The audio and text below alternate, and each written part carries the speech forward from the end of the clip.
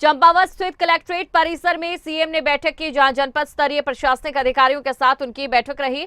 मुख्यमंत्री पुष्कर सिंह धामी ने अधिकारियों के साथ बैठक की, जहां चंपावत को आदर्श चंपावत के रूप में स्थापित करने का उद्देश्य है, ये उनकी ओर से कहा गया। क्या कुछ कहा गया वो आपको सुनाते हैं।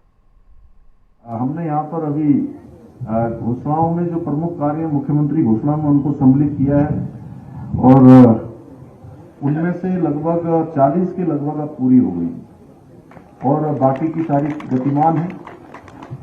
और हर दृष्टि से आज जैसा अजय भाई ने यहाँ से बताया, माननीय सांसद जी ने, कि आदर्श चंपावत वो जो लेकर हम लोग चल रहे हैं, उसमें आज भारत सरकार के बड़े बड़े संस्थान, इसरो जैसे संस्थान, प्रधानमंत्री जी के कार्यालय के लोग, प्रधानमंत्री PSA, सभी प्रमुख संस्थान, प्रमुख विभाग आज यहाँ चंपावत में पूरे दिन भर का मंथन कर रहे हैं कि कैसे जनपद चंपावत हमारा आदर्श चंपावत बने। उसके लिए लगातार काम किया जा रहा है। उत्तराखंड को भी आगे बढ़ाने का काम कर रहे हैं, क्योंकि माननीय प्रधानमंत्री जी ने बाबा केदार की भूमि से कहा था कि 21वीं सदी का तीसरा दशक उत्तराखंड का दशक होगा और 21वीं सदी का तीसरा दशक उत्तराखंड का दशक बनाने के लिए हर क्षेत्र में हम लोग काम कर रहे हैं। मैं आप सबको विश्वास दिलाता हूं कि हमारी सरकार जो भी वायदा करेगी उस वायदे को पूरा करने का हम संपूर्ण प्रयास करेंगे। इसके लिए आपका ये मुख्य सेवक रात दिन कार्य कर रहा है।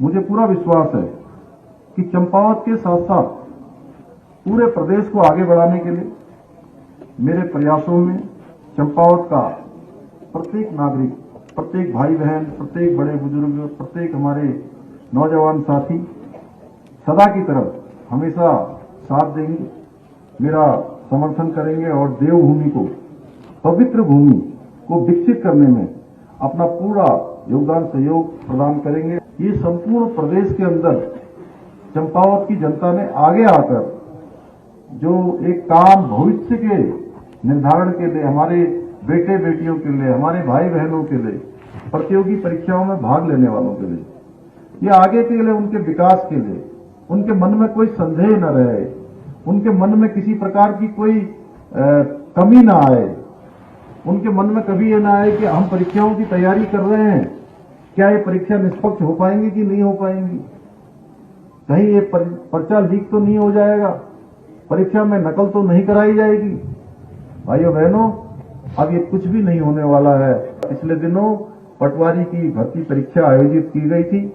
1,03,000 पूरे प्रदेश के प्रतिभागियों ने उसमें भाग लिया। मैं उन सभी को भी बधाई देना चाहता हूं। और कल से जो PCS का मेन एग्जाम प्रारंभ हुआ है, उसमें भी बड़ी संख्या में हमारे भाई बहनों ने आकर अपनी प्रतियोगी परीक्षा में भाग लिया है। मैं उन सबका धन्यवाद करना चाहता हूं। कई बार भ्रांतियां फैल जाती थी। अभी अजय भाई कह रहे थे कि हम तुम्हारे समय का कुछ भी काम नहीं है। ये सारा का सारा काम लंबे समय से चल रहा था पीछे से। गड़बड़ियां, भर्ती में घोटाले, घपले, पेपर लीक हो जाना, पेन ड्राइव पर नकल हो जाना, ये सामान्य बात थी और इसकी जांच की मांग उठती रहती थी, लेकिन जांच होती नहीं थी। पहली बार हमने साहस किया भाइयों बहनों।